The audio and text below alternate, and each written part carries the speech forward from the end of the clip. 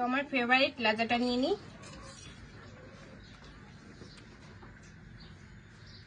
নমস্কার বন্ধুরা, অনুপ্রিয়া কিচেনে আপনাদের স্বাগতম জানাই। এই যে দেখুন বন্ধুরা, আপনাদের দাদা আবারও আজকে একটা কাতলা মাছ নিয়ে এসেছে।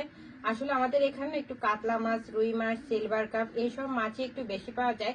তাছাড়া অন্য মাছ তেমন একটা পাওয়া যায় না, যদি পাওয়া যায় তাহলে কিন্তু নিয়ে আসে। তো আমি আজকে এই কাতলা মাছ দিয়ে দারুণ একটা রেসিপি আপনাদের সঙ্গে শেয়ার করব। আগে কোনোদিনও এই রেসিপিটা আপনাদের সঙ্গে শেয়ার করা হয়নি। আজকে নতুন একটা রেসিপি নিয়ে চলে এসেছি। আজকের ভিডিওটা কিন্তু খুবই ভালো হতে চলেছে, শেষ পর্যন্ত দেখার অনুরোধ রইল। তো প্রথমে মাছটা ভালো করে কেটে পরিষ্কার করে নেব।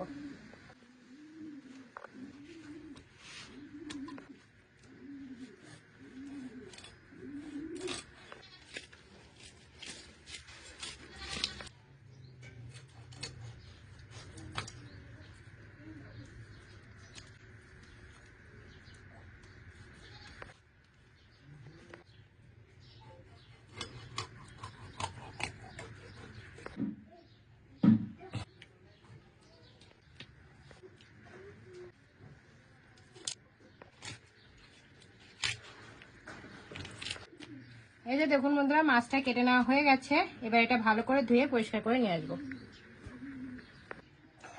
এই যে দেখুন বন্ধুরা, মাছগুলো আমি ধুয়ে পরিষ্কার করে নিয়ে এসেছি। এবার এটা সাইডে রেখে দেবো। চুলোটা ধরে নেব। তো চুলোর উপর একটা কড়াই বসিয়ে দিলাম, চুলোটা ধরিয়ে নেব। কড়াইটা গরম হয়ে গেছে। এবার কড়াইয়ের ভেতর খানিকটা পরিমাণ তেল দিয়ে দেবো মাছগুলো ভাজার জন্য। তেলটা গরম হচ্ছে, এদিকে মাছে হলুদ গুঁড়ো আর লবণটা মাখিয়ে নেব। তেলটা গরম হয়ে গেছে, এবার মাছগুলো এক এক করে ভেজে নেব।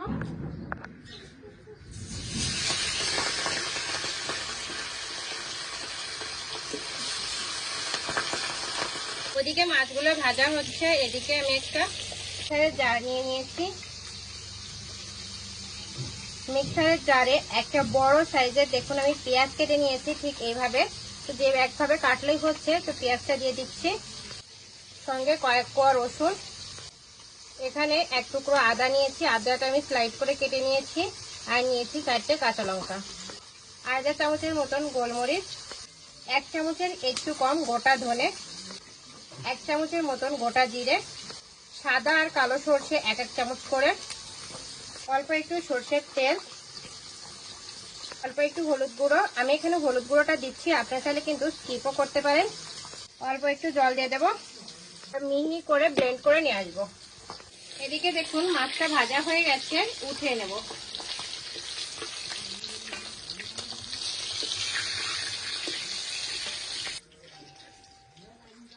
এবার বাদ বাকি মাছগুলো ভেজে নেব। মাছ সবগুলো ভেজে নেওয়া হয়ে গেছে, এবার উঠে নিচ্ছি। ওই একই তেলে 2টো তেজপাতা আর 2টো শুকনো লঙ্কা ফোড়নে দিয়ে দিচ্ছি। কিছুটা পরিমাণ ধনে পাতা কুচি। এবার ভালো করে টমেটোটা একটু মেল্ট করে নেবো, অল্প একটু লবণ দিয়ে দেবো। লবণটা দিলে তাড়াতাড়ি টমেটোটা সফট হয়ে যাবে।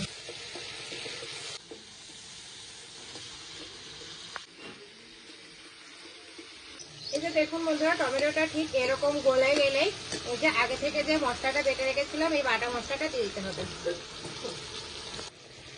বাটা মশলাটা দিয়ে নাড়িয়ে ছাড়িয়ে হলুদ গুঁড়ো আর শুকনো লাল লঙ্কার গুঁড়োটা দিয়ে দেবো। হলুদ গুঁড়ো, অল্প একটু লাল লঙ্কার গুঁড়ো।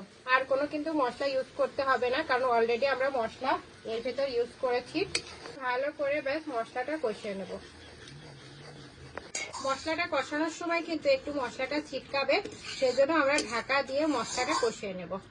10 থেকে 15 মিনিটের মতন মশলাটা কষালেই কিন্তু হয়ে যাবে। এই যে দেখুন বন্ধুরা, মশলাটা দেখুন একবার কত সুন্দর কষানো হয়েছে। ঠিক এইভাবে কিন্তু মশলাটা কষাবেন। তো দেখুন বন্ধুরা, কত সুন্দরভাবে মশলাটা কষিয়ে নিয়েছি। এবার কিন্তু ঝোলের পালা হবে, এখন মানে ঝোলে বসিয়ে দিতে হবে। তার জন্য পর্যাপ্ত পরিমাণ জল দেব। এই রেসিপিটা একটু গা মাখা হবে, মানে বেশি ঝোল নয়। তো অল্প একটু জল দিয়ে দিচ্ছি। এই যে দেখুন বন্ধুরা, ঠিক এতটা পরিমাণ জল দিয়ে দিয়েছি। এবার ব্যাস ঝোলে একটু বলক আসতে থাক। এই যে দেখুন বন্ধুরা, ঝোলে বলক চলে এসেছে। এখন আমি মাছগুলো দিয়ে দেব।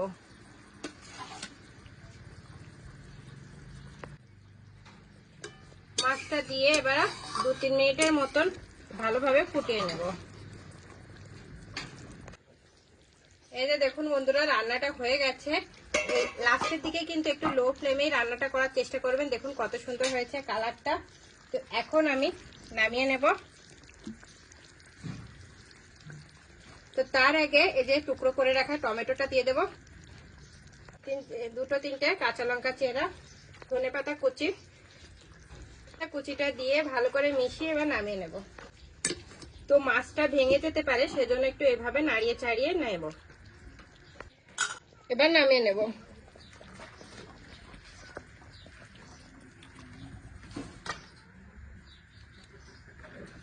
এই যে দেখুন বন্ধুরা, রান্নাটা কমপ্লিট হয়ে গেছে। এখন আমি খেতে বসে গেছি, খেয়ে টেস্ট করে বলবো কেমন হয়েছে। তো আমার ফেভারিট লাজাটা নিয়ে নিই।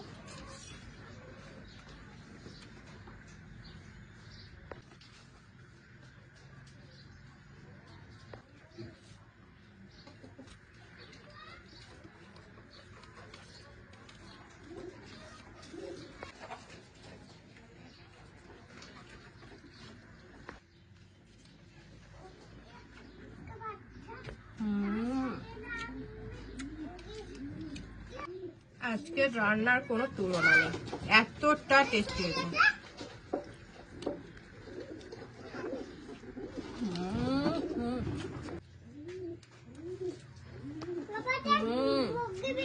ফাটাফাটি হচ্ছে।